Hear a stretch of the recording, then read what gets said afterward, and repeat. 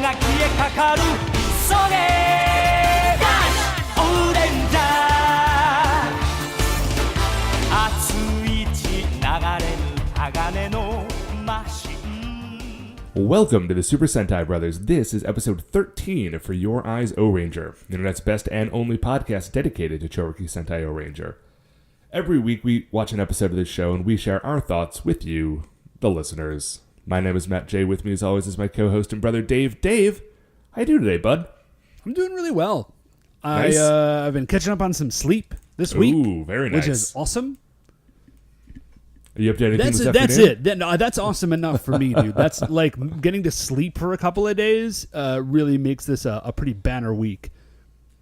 Yeah, man, I can dig it. That sounds wonderful. You know what else sounds wonderful, Dave? What else sounds wonderful, Matt? Is that today we're watching episode 13 of Chouriki Sentai Ohranger. It is called Illusion, the Dog of the Gods. But before we get into that, Dave, as always, there are 5 stars shining in the heavens. What is our first star of the week? So the first star of the week, Matt, is that it's Super Bowl Sunday. Happy football, Sunday, Dave. Sunday. Yeah, happy football. I guess. You know, football isn't my thing, but if it's your thing, I hope you have a great day. Congratulations. Congratulations on the football, guys. All right, here, wait. Check this out. Matt, I got a great idea. Sure, go for it. Here we go. Mark, I'm going to need you to fix this in post. Ready? Okay. And, congratulations to the Philadelphia Eagles. Called it. We're recording before the game even started. Called it for the Eagles. You guys are great. There are actually 2 players on the Eagles team, Matt, that are alumni of the school at which I teach. Oh, really? Yeah. How cool is that? Okay, Dave, I think we got that clean. Do you want to do another take with the other one? Yeah. Okay, ready? Sure. And in 3, 2, 1, sync. All right, Matt. Right now, we're recording this before the game starts, and I gotta say, I'm calling it for the Pats. Hey, man. Listen, it's a pretty safe bet. They do pretty well in this thing. The biggest game of all. Yeah, the pinnacle of football. Yes, the showcase of the Immortals. Yeah, but right now I really is sort of the WrestleMania of football.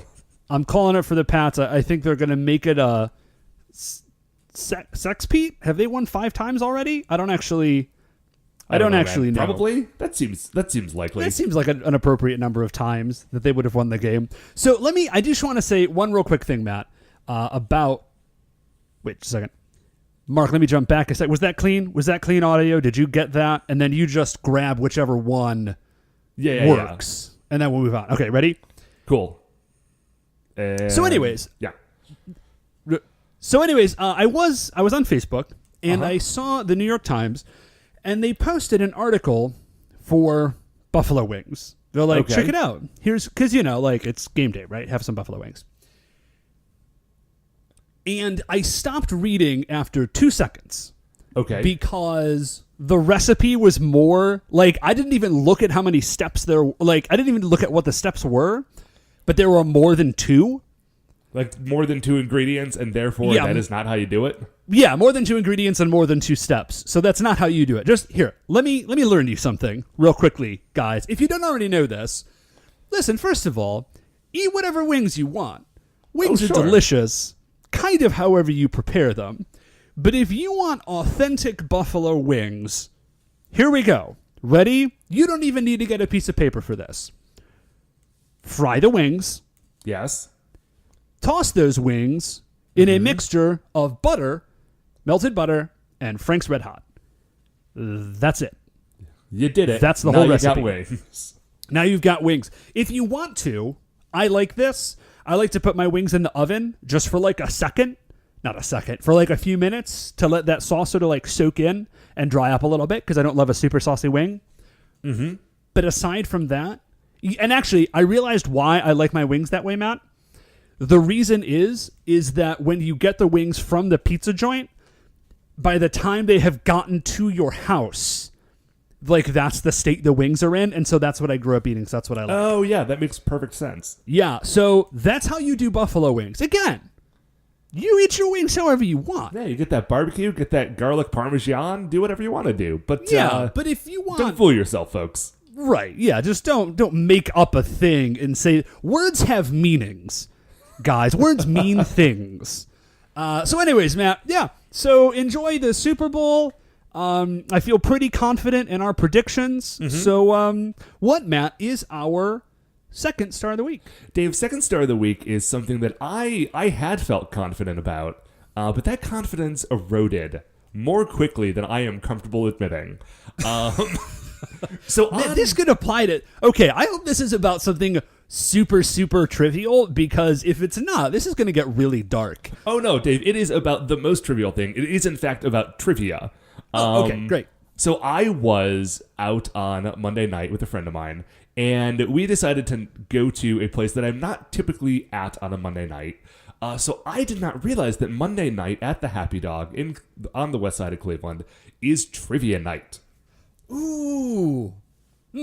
Okay. I've got mixed feelings on bar trivia, to be honest with you. Are you a bar trivia guy? Because I feel like it could go either way. I know you don't go out as much these days anymore, but... No, I'm a karaoke guy. Like, if I'm going to do an activity at a bar that isn't, like, sit with friends and drink, then I'm karaoke over trivia. Okay. Me personally. I do like the idea of bar trivia, but the problem is it was just my friend and I there. Like, other people were at tables with 5 or 6 people. Oh, yeah, no. People get real serious. There are teams. Oh, yes. And, like, it was... We realized after we got there that it was actually sort of a rotten night to be out because, like, it was snowing pretty badly. So before trivia had started, there was basically no one in the bar. Right before trivia started, like, 40 people showed up. Oh, okay. So you were already in trouble because these people are clearly there for trivia. Oh, yeah. I mean, we were outclassed before we started. But we looked at each other. We're like, listen, like, I have 2 degrees. I think she has 3. We could probably at least hold our own on this. That's a reasonable assumption to make if you do not already do a lot of bar trivia. Sure, that is classic bar trivia hubris, is what that is. And so we go up to... I went up to pick up the sheets, and like a lot of bar trivia things, it starts with a picture round. Like, here's, 10 pictures, identify as many of them as you can. Okay. And these were 10 pictures of different people named Mike. And we got like 4 or 5 of them. And the guy who was handing me the paper was like, listen, just so you know, like, the first round is kind of the easiest. So if you don't already get most of the things in the picture round, you may just want to dip. Yeah, you might just want to like chill out and enjoy the festivities as a spectator. Like, not being a dick, just sort of letting us know. Like what we were getting ourselves in for. I've been to like a handful of trivia nights. Never has somebody rolled up on me and been like, hey, you look new. Just be aware. We do not kid around. Like, oh, yeah. And so, like, we get 4 or 5 of them. We're like, yeah, well, some of these were, like famous sports celebrities. And I don't know as many of those. So we're probably going to be fine in the later rounds. Dave, we were not fine in the later rounds.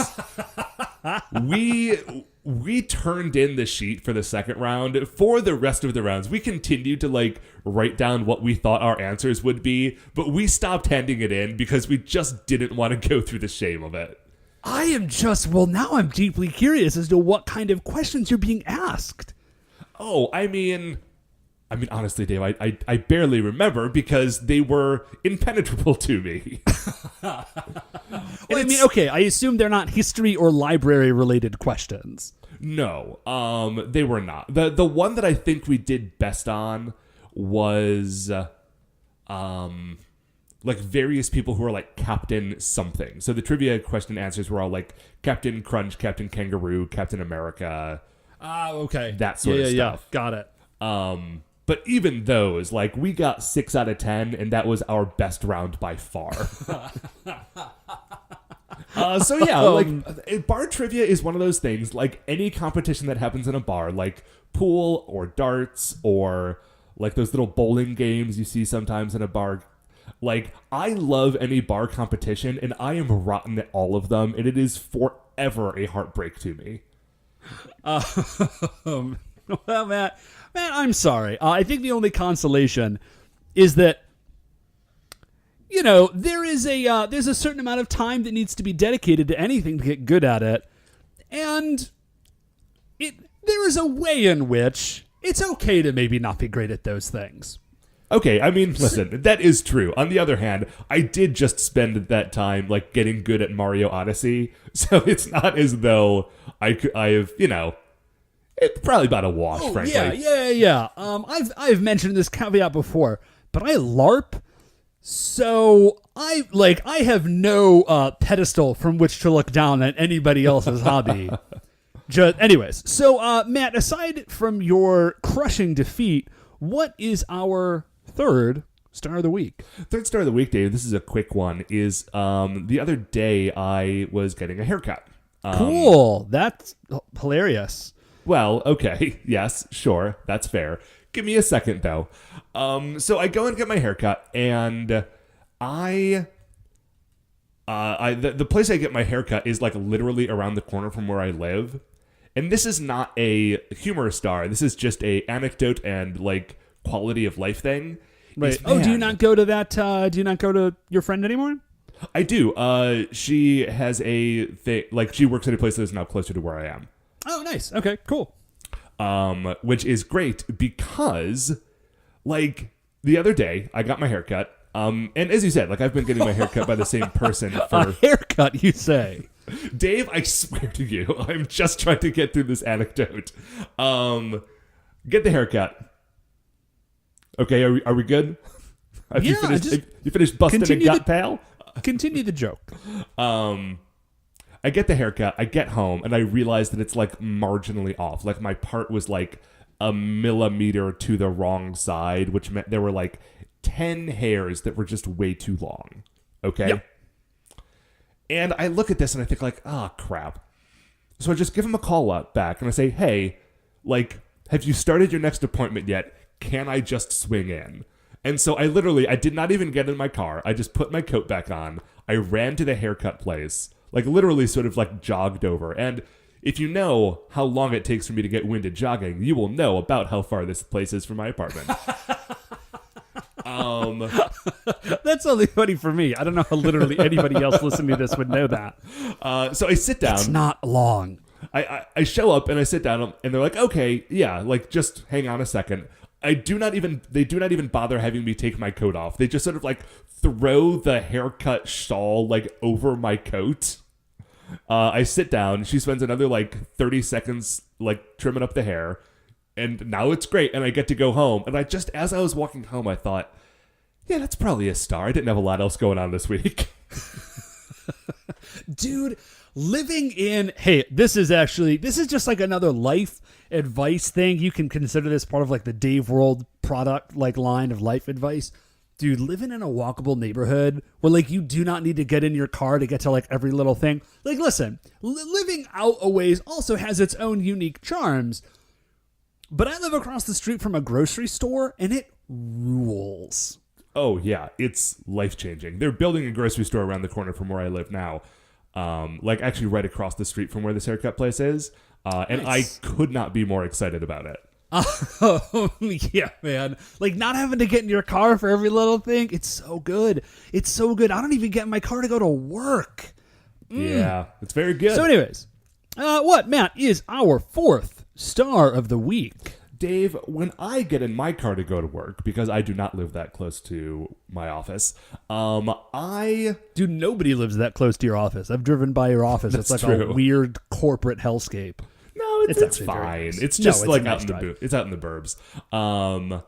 But my car is sort of in that weird limbo where it doesn't have like an auxiliary port or like a place you can plug in a USB, and it doesn't have a tape deck or like a Bluetooth thing. The only thing it has is like a CD player and the radio, right? Yeah, no, it's in that. My car is the same way. It's in that limbo where it was like it's just CDs, and there's no way to like access it.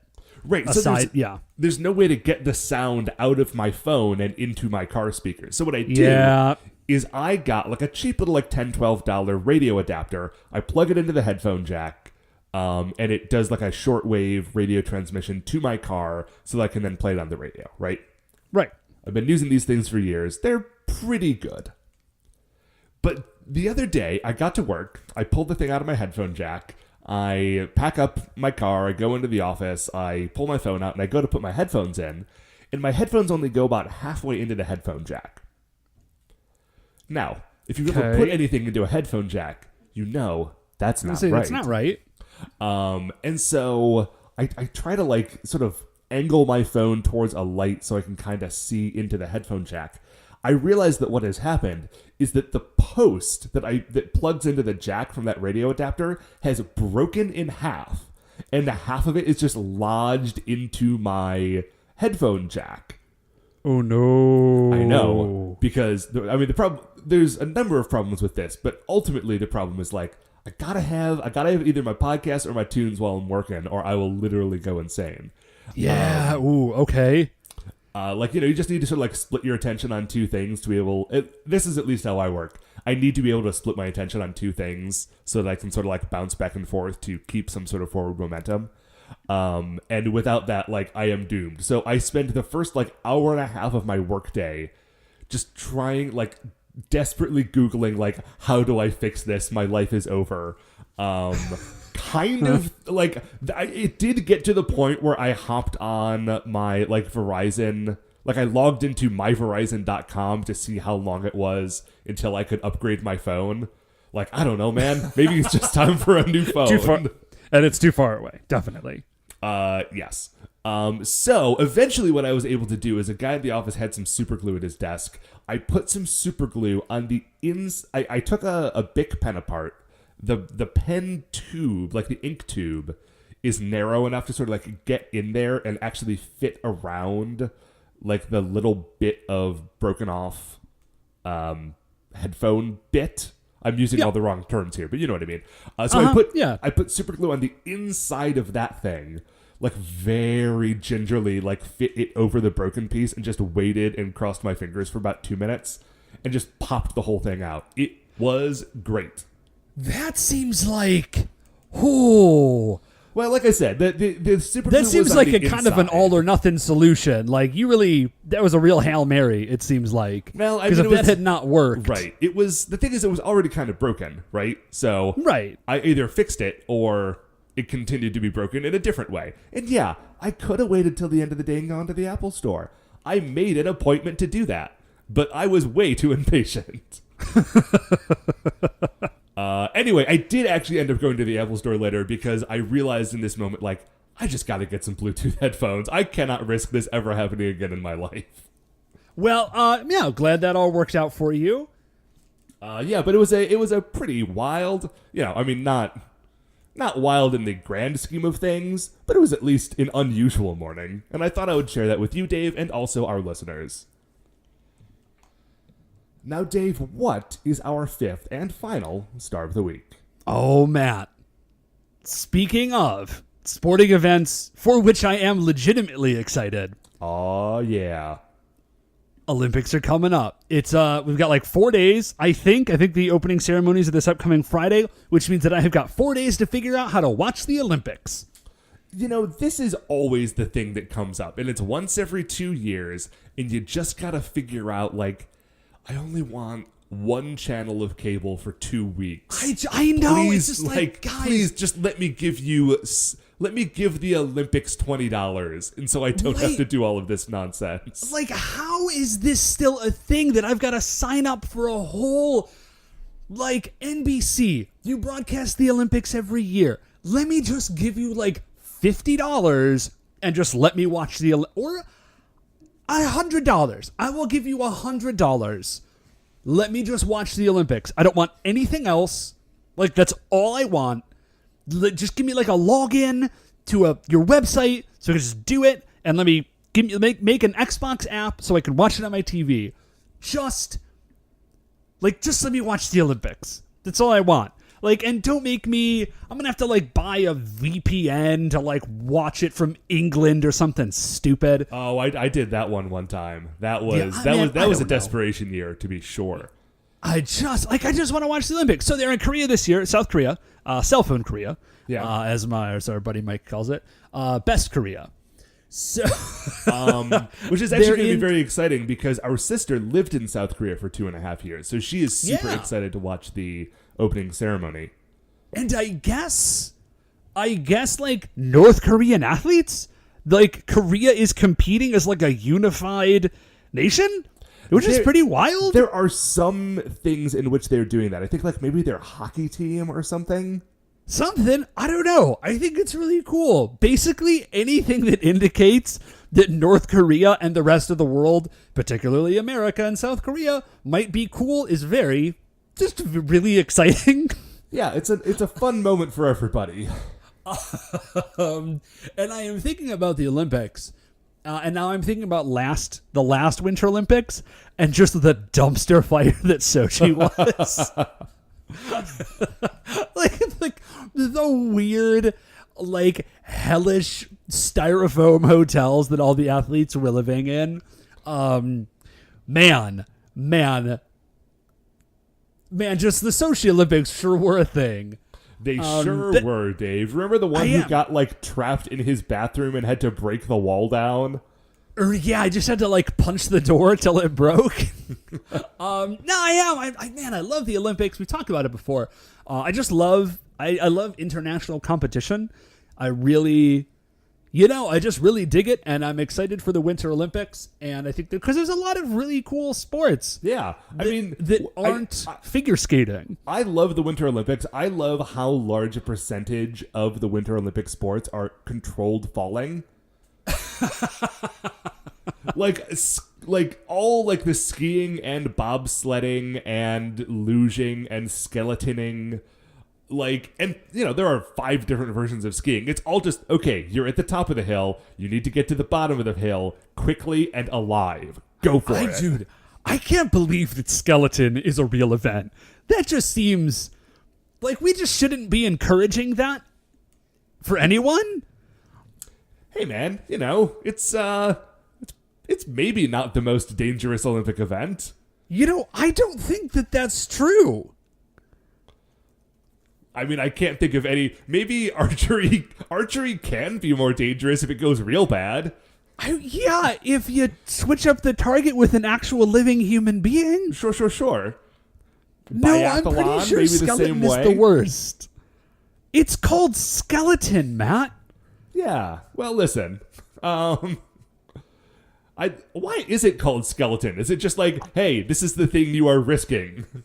Maybe it's like, hope you have this by the end. I don't know. I'm on the Wikipedia page, and it doesn't seem to say. It's just like, well, it's just called skeleton because. Well, Dave, I don't know. I think it's horrifying. That is a true mystery. And let us move on, Dave, to discussing another thing that is often a true mystery to us, Dave. Dude, Matt, hold up. Sorry. Dave, according to Wikipedia, you have ruined a beautiful transition into the episode. Yeah, no. It was good. I just want you to know, Matt, that I didn't do it like willy-nilly. You just need, and everyone needs to know this.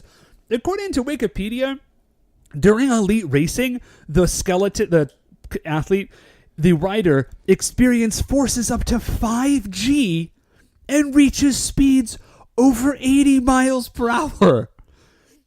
Head first on a sled. Man. My phone only gets 4G. Holy crap, it was in the Olympics in 1928 and 1948 as well. And then they stopped, probably because a man died. Maybe. The idea of, the idea of 2018 skeleton is crazy enough. The idea of 1928 skeleton is madness to me. It's just, they have to have stopped it. That I don't even know. I don't even know how to handle that. I'm so gobsmacked. Anyways, Matt, if you, please, I won't interrupt you again. Go ahead. Oh, I let's just go watch the episode now. Woo. Okay.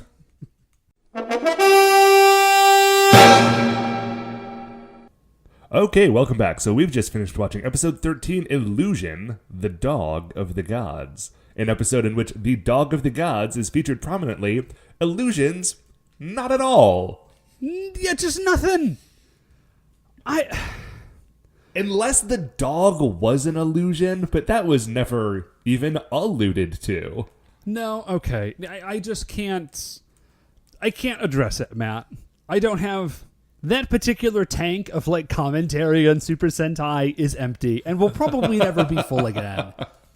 It's like, if I tried to... It would just take too much mental effort to continue to comment on things like that. There's no illusions. There's no illusions in the episode, guys. So, the episode does start off with what I thought were hot springs. Turns out to not be the case. It's just like a steaming mountain? Yeah, mountains with steam. This is up on Mount Fuji, or like surrounding Mount Fuji. Yes. Yeah. And as I was watching the episode, it was something that they didn't do in the subtitles, but I was reminded of when I was actually listening to it, is that Mount Fuji is referred to as Fujisan. Like, it has an honorific. Mm-hmm. Which I just, like, that's not a joke. I just think it's totally rad that they just gave the mountain an honorific. It's super cool. It is very cool. So, this week's this is actually a little bit unusual in the pacing in this episode, because the very first thing we see is the monster for this week. Yes, his name is Bara Magma, which I abbreviate to BM in my notes, which made me laugh the entire time I was writing them down. That's appropriate, yeah. So, Bara Magma he looks like a fire hydrant, kinda? He looks like if a fire hydrant was also really into digging. Because he also has like a jackhammer and a shovel, and... He has a jackhammer and he has a shovel, and he has like one of his shoulder pauldrons is like a warning sign, like, don't go past here. But that's not the most interesting thing about Bara Magma's look. What is, Dave? So the most interesting thing I think about Bara Magma's look is that on top of Bara Magma... Oh, you know what, Matt? Sorry, I am looking at the fan art, or not the fan art, the concept art. And the fact that he looks like a fire hydrant, I think, is just sort of, like, coincidental. I think he's actually supposed to be like a furnace. Like a steam furnace or something. That makes sense. Which makes a lot more sense. But the most interesting thing about Bara Magma... Yes, I said that right. Is that I'm pretty certain that Bara Magma is not the actual monster, because on top of Bara Magma's head is another tinier Bara Magma with, like, controls. Okay, this is something I was trying to figure out the whole time. So, as you say, Bara Magma has like a little Bara Magma like on his head, who has sort of the sort of controls that you would have if you were controlling like not a forklift, if you were controlling like a backhoe or something, like those sorts of controls. Yeah, a crane or something like that, like a bunch of levers. And then also right in front of him, like coming up from Bara Magma's helmet, is like a targeting reticle, okay? Mm-hmm.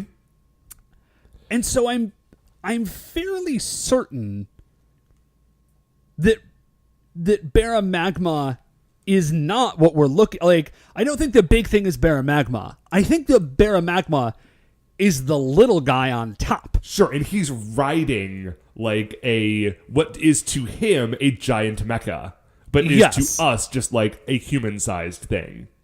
Yeah, I'm so deeply in love with that, I kind of don't know how to handle it. Yeah, there was a moment where I thought that instead of that, it was like an Acha-Akocha situation where like they were just like, there was a big guy and a little guy who were buddies, but I think you're right. I think that this is just a tiny man riding a larger man, or riding a larger robot. Right, I don't think we're in like a War Star situation here. No, I think we are in a Ultra Magnus situation. So, he's got like a big like steam drilled thing, and he is digging into the surface of this mountain, and like he digs down to lava, which is not that far down, as it turns out. Yeah, it turns out it's like right there, which I'm pretty sure is not the case in Mount Fuji, but I looked this up because of this episode. I didn't know this. Mount Fuji is 100% still an active volcano. Yeah, I also had to look that up because I assumed that anything that they were saying about Mount Fuji, they weren't just going to make up because anyone in Japan watching it would know that they had made it up. But I am still kind of amazed. I assume that Tokyo has some sort of plan for like when Mount Fuji erupts. Who knows? I don't know if that's the sort of thing you can have a plan for. Like, it's a volcano. I don't know. They seem okay. Yeah. So they're smart people. So there's like an eruption, basically. Like there's a tremor, presumably because of like whatever it is the Bara Magma is doing. And we flip over and we see this dude has gotten like trapped under some rocks, or he's injured in some way. Okay. Yeah. Oh, by the way, in this explosion, also like a couple of the Bara soldiers get caught in the explosion and get blown to pieces. Oh yeah, thank you. So we see this guy and he's trapped, like he's clearly injured something, and this dog shows up, like this German Shepherd, kind of like runs up and like looks at the guy, and the guy's like, "Get help," which is sort of like a weird thing to yell at a random dog, like just go, like get help. But it works out. It does. This is not just any dog. You may have guessed from the title. Yes. So, but the dog does. The dog goes and gets help. Yeah, I wonder, Dave, and this is not anything to do with the episode itself, but this dog looks like it might be, because if you remember from Ohranger, there were a couple of episodes with like two trained German Shepherds. Like, is this Taro or Jiro from one of those episodes of Ohranger? Obviously the German Shepherds kind of all look the same. But I had the exact same thought. I wagered it was probably one of those dogs. So we flip from there to the chief. We're back at Ranger Base, and the chief is saying like, yeah, this is really weird. There's a lot of fluctuations in the crust, like tremors, I assume is what he's talking about. So he's like, you guys need to go check it out. Like, just go see what's going on. This isn't even necessarily like Ohranger stuff, but it could just be tremors. But in any case, it's a problem. So yeah, like go get eyes on this situation. Yeah. So they all drive out there, and what I want to mention here is that they have all already transformed into their Ohranger costumes. I mentioned that too, and I think it's really cool. It is cool, but it's so weird because sometimes they show up and they fight a monster for 10 minutes before they transform. And sometimes they transform before they leave the house, and it seems kind of random. Okay, yeah, that is true. The thing I really dig about it is that because they took the time to establish in the very first one or two episodes that transforming into an Ohranger, like activating the Chouriki transformation, is not an easy thing. Mm-hmm. And it's actually like pretty taxing on their bodies to maintain that form. I really like that they're just like, oh yeah, man, just do it ahead of time and like be ready to roll. It just like it demonstrates the character arc of like they're leveling up basically. Oh, that is cool. Saying. So anyways, they show up and they look super cool and they're on their motorcycles, and they say, all right, we're gonna like split up and everybody kind of fan out and see what's going on. So they do that, and then we get Momo. So this is going to be a Momo-centric episode. Yeah, and by Momo-centric, you mean that for most of the episode, she is the only person in it. Yeah, it was pretty wild. Now, the only thing that I'm a little bummed out about this is it is a Momo-centric episode, but I don't feel like we get a lot of character development about Momo. She's just the only one that's there. I was hoping for a little bit more like insight into her character. That's true. I mean, we do get to see her hit people very hard, and that's cool. Yeah, she's just really, really hard, which is great. Okay, so she sort of separates off from the pack. She's going to check out, a different area, and she is attacked by Bara Magma. Bara Magma shoots these like magma missiles at her. She gets knocked off of her motorcycle. She actually gets knocked like out of her transformation, so she's just rolling around like in her jumpsuit. She loses one half of her. Like, because the transformation bracelets, they need to have both of them, but one of them gets knocked off. Ooh. Which she, I don't know that they ever gave us the name for these things. They do finally mention it at the very end of the episode, and it's just called the Power Brace. Yeah. Which I don't think... Did we have a name for these things before? I don't think they had ever mentioned I don't think... It's no, because in this moment, I went to go right, like, oh, she lost her whatever, and then I realized I had no idea what to put in my notes. Me too. So she loses it. My notes literally say loses her... ... charger? What are those called? So it's a power brace. Yeah, she does. I did come up with a name when she got knocked off of her bike, which is that I'm going to now refer to it as the Momo motorcycle. Yes, please do that thing. So she does some fighting. Like she gets attacked and she runs. By the way, she hurts her knee. Her ankle. Sorry, her ankle. She hurts her ankle. So she's sort of like running away. She like gets in a couple of shots as she's running. She sees the dog. I just assumed, by the way, that the dog was leading her to the dude that we saw at the very beginning of the episode. That doesn't happen. Like, only in retrospect did I realize that the dog must have just gotten that dude help off camera. Because every time she's following the dog for the next 5 minutes, I'm thinking, oh, now we're finally going to see the dude, and she's going to rescue him. No, that dude is fine. He's home with his family. Yeah, so they are, the way in which she is hiding from these Bara soldiers who are coming after her, it looks like, hey, you remember the movie The Fellowship of the Ring? Yes. Yes. Well, yes, I do. I mean, I know you remember the book as well. I was thinking of the movie. When they are running away from the Nazgul just as they're like getting out of the Shire. Yeah, and they're like hiding under some hiding under roots and stuff, like just off the road, a little bit like down from it. Like that is what she is doing here. She is straight up Nazgul hiding. What I was thinking of, Matt, is that all the places that she was hiding seemed like they're really strong with the dark side. Oh, that's where I was. Mm-hmm. Now, what's down there, Dave? Whatever you fear most, is that right? I think it's whatever you bring with you. Only what you bring with you. Oh, yeah. No, you're right. Sorry, guys. How could you, Dave? How dare you forget a minor line from a 30-year-old movie? I guess I'm not a real nerd, Matt. Finally, we finally found you out, Dave. You got me, and I would have gotten away with it if it weren't for those meddling kids. So the dog shows up and sort of shows Momo like, hey, if you follow me sort of through this tunnel, this is like a secret path away from where the Bara soldiers are looking for you. Right, and so she has a couple of close calls, like they're kind of like sliding, they're like running like right past her, and she's like just behind something.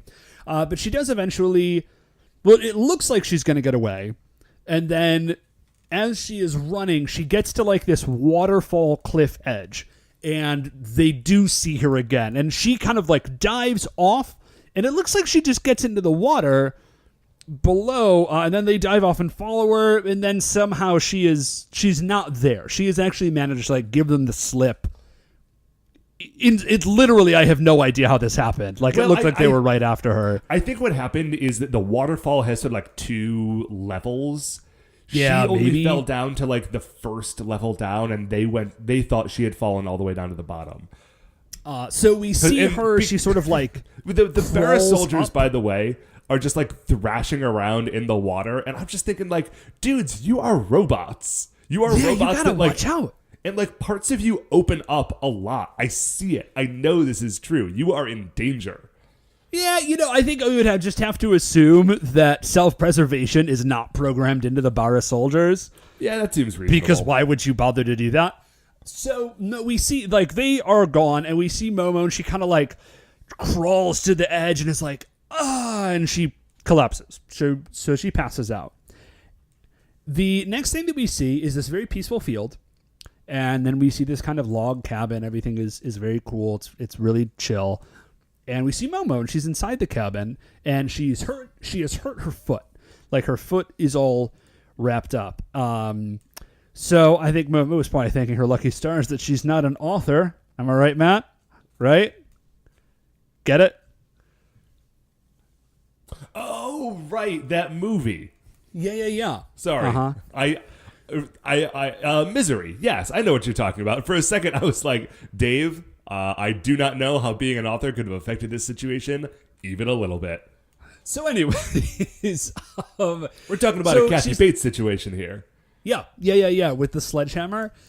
Bruh.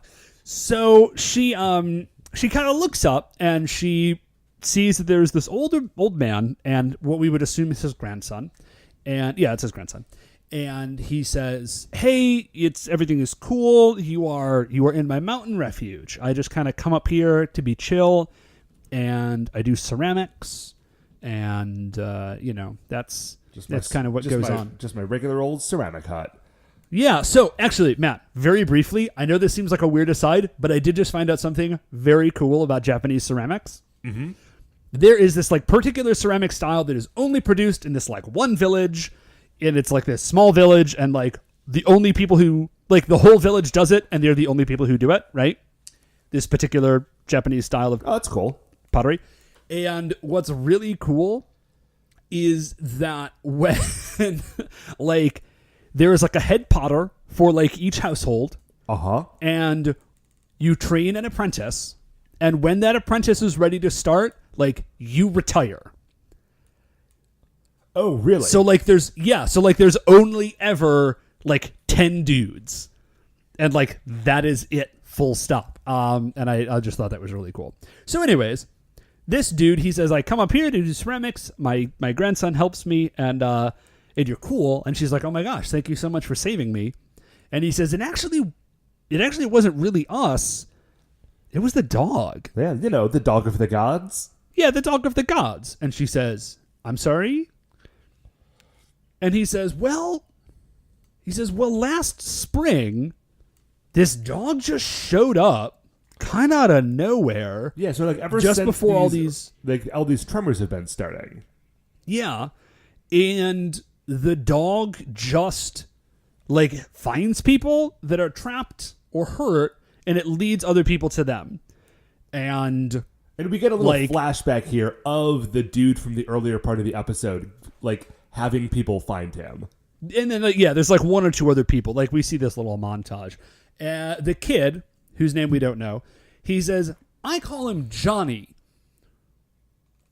Which seems like a weirdly mundane thing for... Like a messenger of the gods? Yeah, like a divine spirit dog. Just, whatever. Sorry, Dave. This kid's name is Shota, I think. Shota. Okay. Thank you. I must have missed that. So, sorry. Real quickly, before we see this, there was a little thing that the Rangers have found Momo's. There's like a quick cutaway, and the Rangers have found Momo's bike. The Momo motorcycle. They find her bike. Yeah, the Momo motorcycle. Thank you.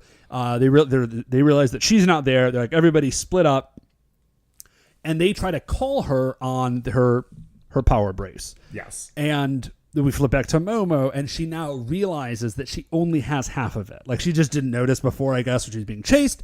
But she looks down, and she's like, oh, no, this is very bad. So they're searching around the cabin because, maybe it just fell off or whatever. And they continue to talk about Johnny.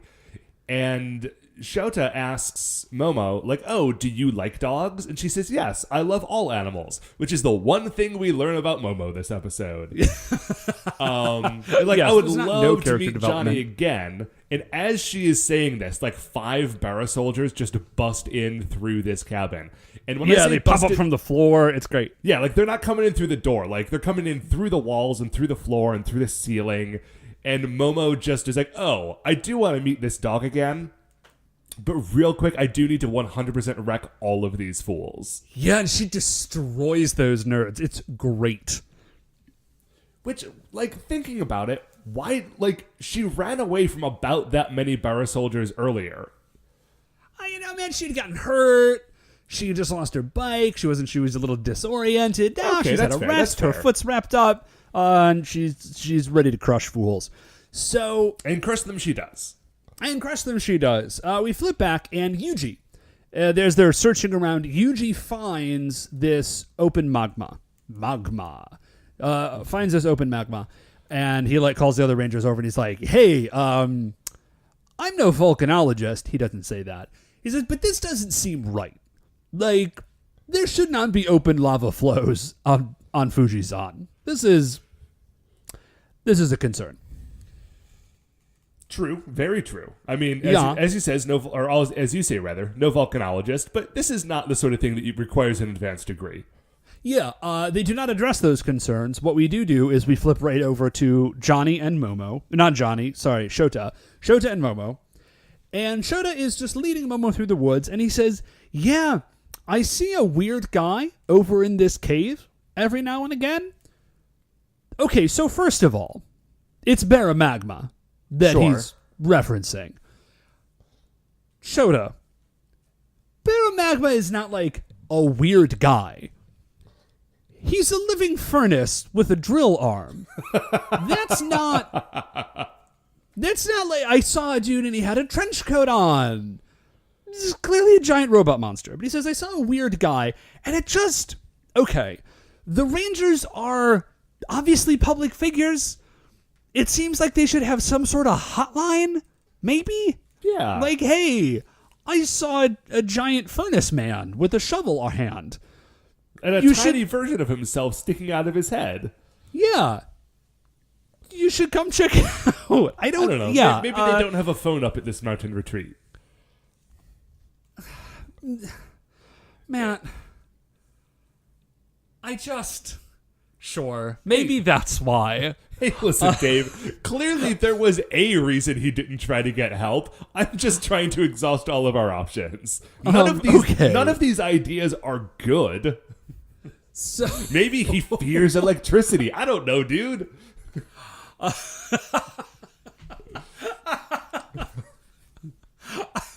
that would be amazing. Yeah, we live on the mountain because electricity, it'll get you. Although, maybe, okay, here's an option. Let me just full-on headcanon this. We haven't seen a machine beast that is telephone-based, but by gum, I am sure that they were making them at the time. Maybe at one point, Shota saw an evil telephone robot and thought, ooh, I don't want to go near those again. And so now, every time he sees a telephone, he just runs away from it. So he isn't able to contact them. So they're very lucky that the dog of the gods has brought Momo to him. Actually, given that all of the monsters are machine monsters living in like an off-the-grid log cabin with no power up in the mountains is probably your best bet. Yeah, dude. Listen, if the Machine Empire ever really does take over, the last people they'll get are the Quakers. The Amish, I think, is who you're referring to, Matt. It is, yes. Uh-huh. So, Momo is trying to keep up with Shota, and he's not like looking behind him. And so he just gets to the cave. We cut away to Momo and the dog of the gods, who I refuse to call Johnny. Everybody else calls him Johnny. It's just such a dumb name for like a divine messenger. I can't handle it. So the dog of the gods shows up, and he's got Momo's power brace. And he just like drops it off, and he's like, what's up? I got you. So she like hugs the dog and puts on the brace and then like immediately reports in. She's like, hey, I got my thing. There's paranoia on the mountain. Watch out. She does not then tell them where she is, but I think there must be some sort of like... Yeah, I was going to say, I think we've actually established before that there is like a tracking device or something. So what we see... Shota has not waited up for her to have this exchange. He has continued to go on to the cave with all the evil robots in it. Yeah, he's just going to handle it, man. Shota doesn't mess around. He's not going to handle it. He gets captured almost immediately. Yeah, because it's not just Bara Magma in there. It's also Prince Buldont and Acha and Kocha. And so we do find out, they're like, hey, Buldont is saying, hey, is this ready to go? Are we going to detonate this mountain? And Bara Magma says, like, yeah, I'm basically good. We've been like drilling all these holes. I just have to drop in like one super giant bomb, and Mount Fuji will then erupt. Prince Buldont, first of all, that's a crazy good plan. Oh, yeah. Like, that's just a very, very good plan. I appreciate in my head there's kind of an arc to their plans. And it started off with like, we're just going to send a big monster down and it's going to like punch everyone in the face and then we'll win. And then they were like, that's not actually working out very well. And then they send in a handful of monsters that are like weird subversive monsters. You know what I mean? Like Bara copier or Bara printer rather, and those ones who are doing like mind control and a bunch of other weird things, and that doesn't work. And then they're just like, you know what? What if we just detonate a volcano? See you deal with that, oh Robo. So I don't know if like that was in the heads of the writers, but I really dig it. Yeah, like because what's O-Robo gonna do? Yeah, they can't beat O-Robo, so they're just trying to come up with problems to which O-Robo is not a useful solution. Yeah, it's fantastic. Like, make all of humanity hate their children, and so humanity will die out in 100 years. Oh yeah, I forgot about that episode from last week. So, but Shota, he like slips or he like kicks a rock or something, and they notice that he's there, and they immediately capture him because he's just a kid. Right. And they're like, throw him in the lava. Bulldont specifically says, melt his flesh and bones. Yeah, which is intense. Fun fact, Matt. You know that you would not sink into lava? I mean, it's rocks. Right. You just, like the movies show, anytime someone hits the lava, they just like sink into it and like melt die. It wouldn't happen. You just literally float on the top because it's still way denser than you. So anyways, so they are about to do that. Toss Shota into the liquid hot magma, that is. And the dog shows up. Attacks Bara Magma. It's awesome. Yeah. Saves Shota. Everything's cool. Dog of the Gods gets him away. And we know that he is safe and that the robots had to retreat from this one dog because the next scene that we see is on the moon with Bulldont nursing his wounds. Dog of the Gods, Matt. Let's not. Sure, but still, man. Just saying. So, so Prince Bulldont is nursing his wounds. Empress Hysteria is furious with Acha and Kocha that they did not defend Bulldont. I'm not actually sure totally why she's mad, aside from that, like, her plan seems to have hit a snag. Well, I think it's one of those things, like, Acha and Kocha were meant to be Bulldont's babysitter, and Bulldont got attacked by a dog. So, if you frame it that way, I get it. Yeah, that makes a lot more sense. So, we go down, and we see that Bara Magma is still fighting the Dog of the Gods. Like, he's like trying to attack him and he's like shooting blasts at him. I just want to say, as a side thing, in real life, this stunt dog is a very, very brave, very, very brave good boy. Oh yeah, I have that in my notes because they really are setting off explosions pretty close to this real dog. Yeah, and it's just like running around and like diving through smoke and like over fire and stuff. Like, this dog rules. So Momo sees that the Dog of the Gods is in danger. She runs to help, and but just before she gets there, there's a really big explosion. And then when the smoke clears, Dog of the Gods is gone. Yeah. I mean, not like Dave is not using a euphemism. Johnny's just not there.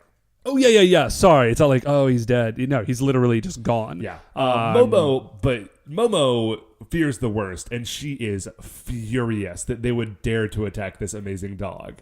Yeah, no, that's legit. Like, you can do almost anything in fiction, but, like, if you kill the dog, it's game over. Yeah, so Nobody wants that. She is no longer waiting for the rest of her friends to show up. She henshins and just starts to murder these Bara soldiers. Because there's like... She doesn't say... I don't know, what, 10, 12 of them in between her and Bara Magma. And yeah, she like barely even pauses on her way. She's like kind of like knocking them out of her way. She's doing some like totally rad Tai Chi. She doesn't say, I'll never forgive you. But like it's implicit. In her like... heart. Yeah, like I was literally waiting for her to say, I'll never forgive you. She doesn't, which kind of threw me for a loop. But yeah, she's doing like combat Tai Chi. She's like spinning around and like hitting dudes with elbows and everything. It's totally rad. So she faces off with Bara Magma. And she's doing super well. The problem is that she still does have that like that injured ankle, rather. Yeah. So like kind of right as she is about to finish him off, she like it kind of catches up with her. She drops to a knee. Bara Magma gets off a couple of shots, and then Momo like stands and does like just like some Tai Chi moves to like center herself, I guess, and then she's like cool again. And she lets off her two cool attacks we've never seen before. It is a miracle Qigong shot. Dave, I'm sorry. It is flashing : miracle Qigong shot. Oh, I missed the flashing. Oh, I feel bad now. Flashing miracle Qigong shot. And it's literally like she kind of Hadokens him with like pink. Yeah. And then she does another attack called Hurricane Chouriki Defensor, which I think it's called that because she uses her shield. Yeah. It is, and if you recall from earlier episodes, it's not a defensive move. That shield is called the Chouriki Defensor. Oh, that's right. So it is the Hurricane Chouriki Defensor, and she like kind of holds the shield and like spin flies at Bara Magma with like the shield out front. It's very cool. It is a very good move. If you played the Power Rangers mobile fighting game, this is something that the Zeo Ranger version of Kat did as one of her like 4 moves. Oh, cool. Okay. So Bara Magma doesn't knock him out completely. He gets a couple of shots off, but it's not really enough. The rest of the Rangers arrive, and I don't think they even fight him at all. I think they immediately just, oh, no, that's not true. They do like a single flying kick at him, then they just call the Chouriki mobiles. Dude, they pose at him so hard. They crush There's it. like a lightning behind, there's like a lightning flashing like in Goro's face mask, like in the shape of the star. It's very good. So they call the Chouriki mobiles. But they don't form Ohranger Robo yet. They drop the giant roller. Yeah, they do remind us that toy exists. And it's kind of a shame because I know that they just use the same stock footage for this thing every time. And it's a shame because otherwise this would have been a very cool moment for Momo to get in the giant roller. Yeah, that would have been a bummer. Okay, so obviously they're just reminding us that this toy exists, but they don't just call Phoenix carries the giant roller. They don't call Phoenix and then they do the giant roller and then they defeat the monster and the monster goes giant and then they call the rest of the Chouriki mobiles. They just call all of the Chouriki mobiles and then they use giant roller. And in my head, the Chouriki mobiles are just kind of off to the side, just chilling. Oh, sure. Because that like the giant roller isn't going to be enough. The monster's going to get giant and you're going to form O-Robo. Yeah, but I guess they want to, like, I don't know. They got this big wheel, dude. Maybe riding in the big wheel is really fun. And Goro's in charge, and he doesn't have a lot of hobbies. And they're like, okay, like, this is his one joy in life, is riding in the giant wheel. Let's just do it.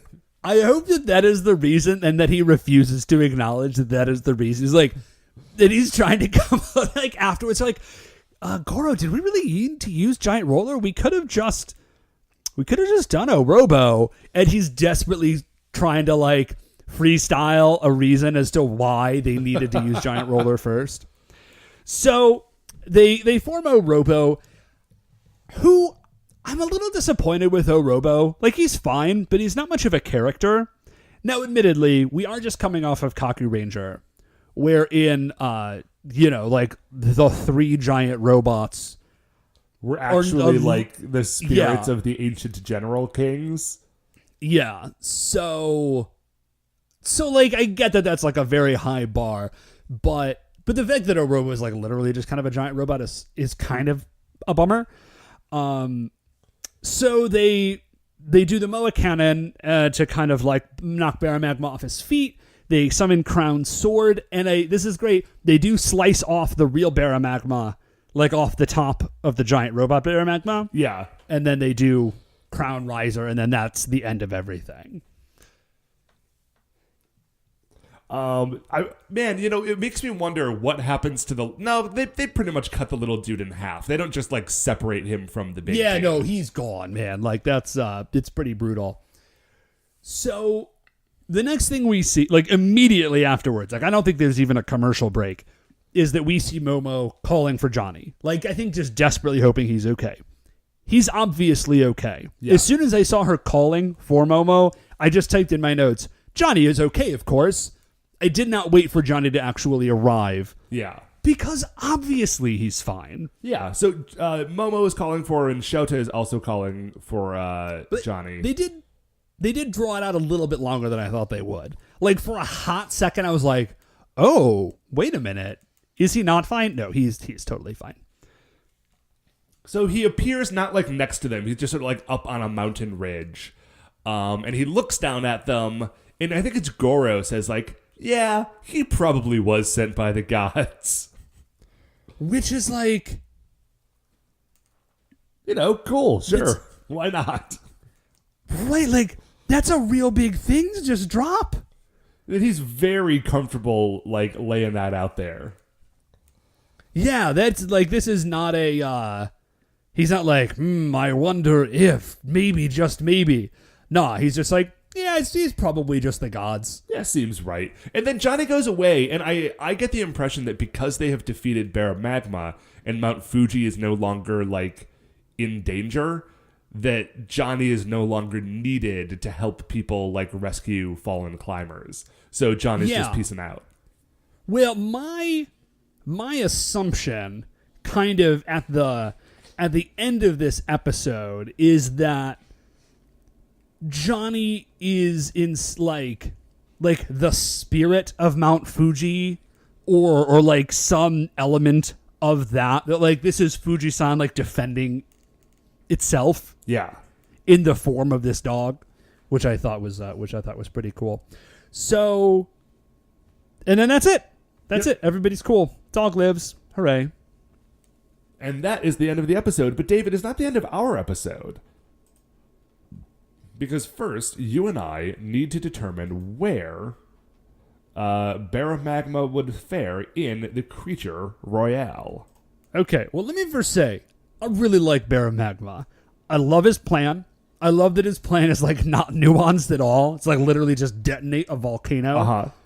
I love that he is a tiny robot piloting a larger robot that then becomes what I would assume is, like, a human-sized robot piloting a giant robot.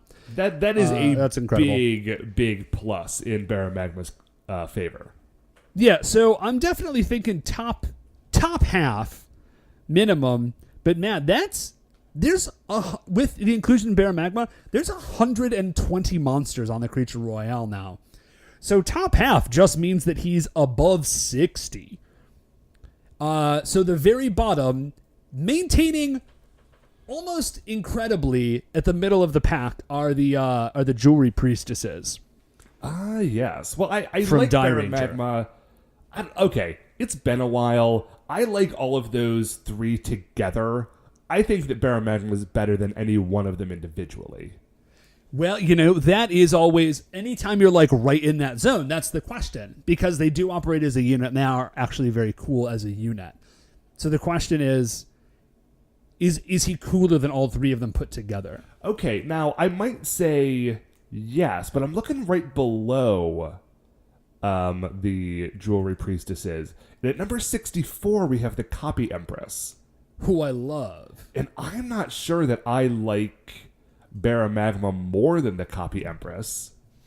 Well, just underneath that, we're looking at Sunakake Baba, the sandwich with the magic boobs. Oh, I think I like him better than that. Okay, well, if you don't like him as much as Copy Empress, but you do like him more than Sunakake Baba, the only question there is better or worse than Kanagama, which is the slot machine monster from Ohranger that had like the weird bad luck coins. Oh, right. And he would go around and like curse a family with bad luck and then get them to pay him to get rid of that bad luck. Remove the bad luck. Which is a weirdly like small-minded petty plan. Well, a lot of the Ohranger, like we are, now that we're in Ohranger, the plans I think of the Baranoi Empire is much larger. The Ohranger monsters, a lot of them were just like make people miserable.